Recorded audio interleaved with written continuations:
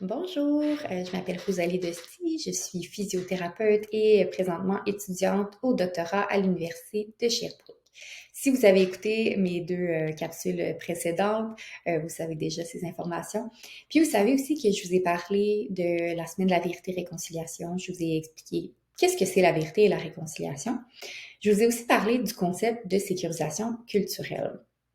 Puis ces deux capsules-là m'amènent aujourd'hui à vous parler de mon projet de doctorat.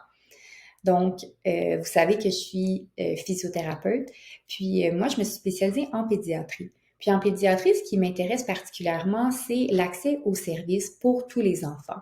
Donc, des services qui sont facilement accessibles, mais qui sont aussi équitables.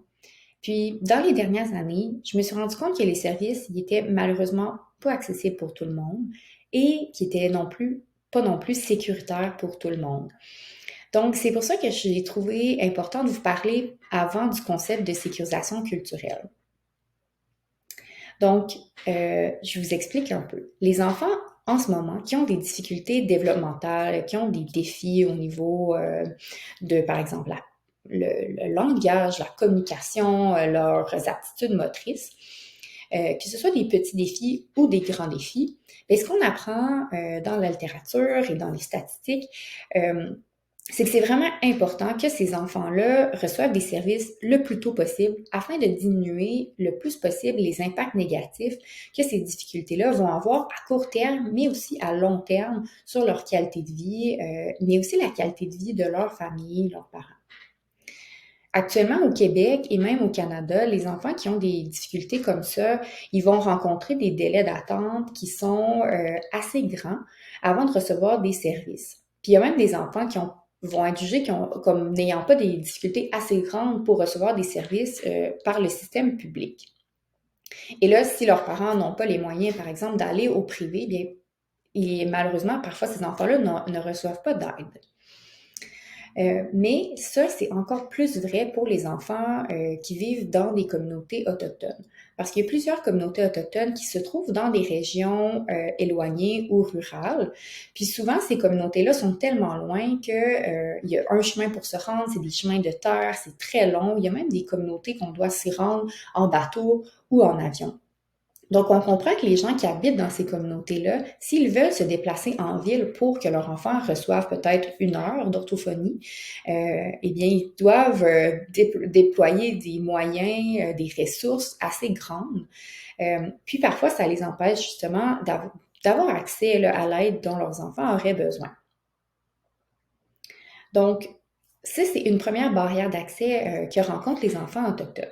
Il y a une autre barrière qui peut-être vous m'auriez vu venir, bien en fait, c'est le fait que les services actuellement offerts sont peut-être pas autant sécuritaires qu'on le voudrait. Euh, puis là, je dis qu'on le voudrait, qu'on le pense, parce qu'en fait, c'est qu'on n'a pas beaucoup de données sur qu'est-ce que c'est des services qui sont culturellement sécuritaires, des services de réadaptation aussi pour les enfants autochtones du Canada. Donc ça, c'est une question qui reste encore à éclaircir. Par contre, il y a certains éléments qui nous indiquent que nos services sont peut-être pas autant sécuritaires qu'on le voudrait. Donc, la première chose que je veux vous parler, c'est le fait que les services qu'on offre actuellement au Québec, au Canada, ils ont été développés souvent après plusieurs années de recherche. Il y a plusieurs théories, plusieurs personnes qui se sont penchées sur les questions de c'est quoi le développement d'un enfant, le développement normal, c'est quoi les étapes à travers lesquelles il va passer. Comment est-ce qu'on peut le soutenir? C'est quoi les différentes sphères de développement? Par exemple, le langage, le moteur, les aptitudes affectives, cognitives. Donc, toutes ces théories-là, en fait, ben, ils proviennent de la recherche qu'on va dire qui a été faite par les Blancs, qu'on va appeler occidentale. Par contre, quand on regarde les connaissances autochtones, les connaissances ancestrales, on se rend compte que dans certains cas, ils ont une vision qui est un peu différente de la nôtre, par exemple au niveau du développement de l'enfant. Puis là, c'est des visions aussi, des connaissances qui vont varier à travers les différents peuples autochtones. Donc, c'est impossible de généraliser à tout le monde. Par contre, on voit qu'il y a des différences. Euh, Puis, il y a une autre chose aussi qui ressort en ce moment dans la littérature, c'est que il y a une étude qui a été faite sur l'utilisation du mot handicap ou en anglais disability. Puis, ce qui ressort, c'est que dans la majorité des langues autochtones nord-américaines, ce mot-là n'existe pas. Puis ça nous donne une assez bonne indication de leur vision du handicap. Donc, peut-être qu'il y a certaines communautés autochtones que pour eux, le handicap ou la différence de ce genre-là n'existe pas. Donc, le fait de nous utiliser ce genre de mots pour eux, ben, on voit qu'il y a une non-concordance. Ensuite, découlant aussi de cette conception de l'enfant-là qu'on a, nous, les Occidentaux, bien, il y a plusieurs recherches qui ont été faites pour développer des manières d'évaluer les enfants, de savoir où est-ce qu'ils en sont rendus dans leur développement, mais aussi de leur apposer, leur donner un diagnostic. Mais toutes ces études-là, ils ont été faites avec des enfants qui n'ont pas les mêmes caractéristiques que les enfants autochtones parce qu'ils n'ont pas été soumis aux mêmes déterminants de la santé. Donc, ils n'ont pas le même niveau de santé que les enfants blancs nord-américains. Donc, on ne peut pas comparer les résultats de ces tests-là qu'on s'attend à avoir avec un enfant avec des enfants autochtones. C'est un peu comme comparer des pommes puis des oranges. Donc, on voit que ça ne fonctionne pas. Finalement, en raison des dizaines, centaines d'années de discrimination que les familles autochtones ont vécues, ils font plus confiance à nos services, surtout en ce qui a trait à la santé et à la sécurité de leurs enfants. Puis parfois, c'est aussi cette peur-là qui va faire qu'ils ne voudront pas venir consulter les services qui sont offerts dans nos centres de réadaptation. Donc, tout ça m'amène à vous parler de mon projet de doctorat. Donc, à travers les derniers mois, on a développé des liens avec certaines personnes au Québec et aussi des gens de différentes communautés en Saskatchewan, parce que j'ai aussi une co-directrice dans mon doctorat qui est professeure en Saskatchewan. Puis, son nom, c'est Stacy Leveau. Puis, elle fait beaucoup de projets avec ces communautés-là. Et à travers différentes discussions, de leur côté, ils avaient un grand intérêt à ce qu'on fasse un projet pour améliorer la sécurisation culturelle de leur service de réadaptation pédiatrique.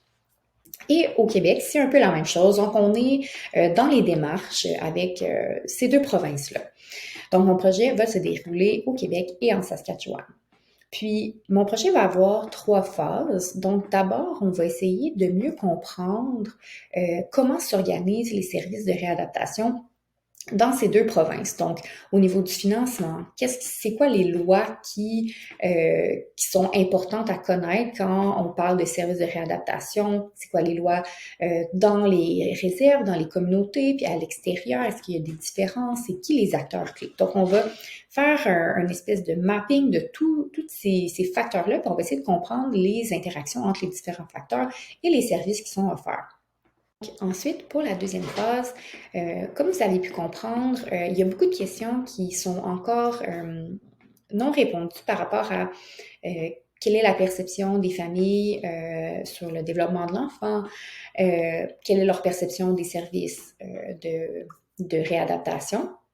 Donc, la deuxième phase qu'on va faire, c'est qu'on appelle ça une évaluation des besoins. Donc, on va aller dans les communautés, on va faire des activités avec les communautés pour arriver à mieux comprendre leurs attentes puis leurs besoins par rapport aux services de réadaptation.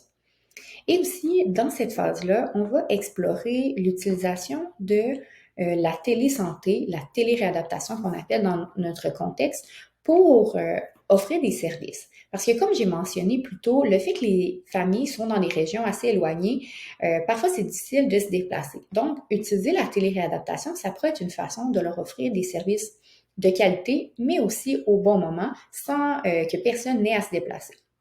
Donc, on va regarder ça. Et finalement, pour la dernière phase, ce qu'on va faire, c'est encore une fois avec des discussions dans les communautés, avec des familles, des grands-parents, des aînés, on va réfléchir à comment est-ce qu'on pourrait développer une formation pour offrir aux professionnels de réadaptation afin de les renseigner mieux sur ce que représente la sécurisation culturelle des services de réadaptation pédiatrique.